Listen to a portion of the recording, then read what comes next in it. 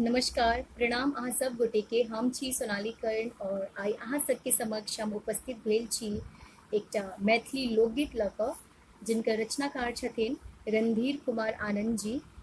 हुनकर रचनाके आइ हम अपन स्वरके माध्यमसँ अहाँ सबके समक्ष राखब और आशा करब अहाँ सब ई गीतके पसंद करबै। सुनल जाओ।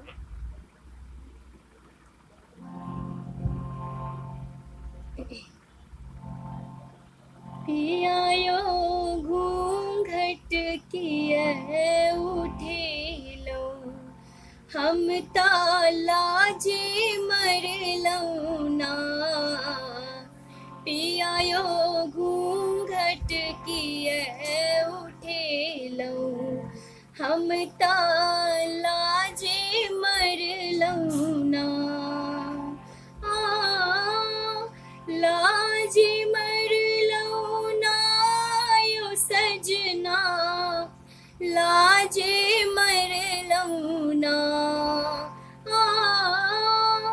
लाजे मरलौ ना यो सजना, लाजे मरलौ ना।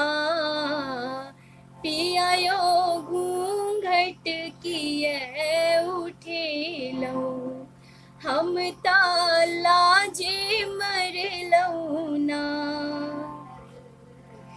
देलौ नै पिया मुँह बजना, कहलौ कि देबहा कंगना। कहलौ कि देबहा कंगना, अहाँ तऽ ठकबे केलियै ना। अहाँ तऽ ठकबे केलियै ना। पियायो घूंघट किए उठेलो, हम लाजे मरलौ ना। पियायो घूंघट किए उठेलो, हम लाजे मरलौ ना। अनलौ नै सोना चांदी, अनलौ नै सोना चांदी। अहाँ बात हमर नहीं मानी, अहाँ बात हमर नहीं मानी। डिबिया जरते छोड़लौ ना। पियायो घूंघट किए उठेलो, हम लाजे मरलौ ना। पियायो घूंघट किए उठेलो, हम लाजे मरलौ ना। आनंद सनेही सजना, आनंद सनेही सजना।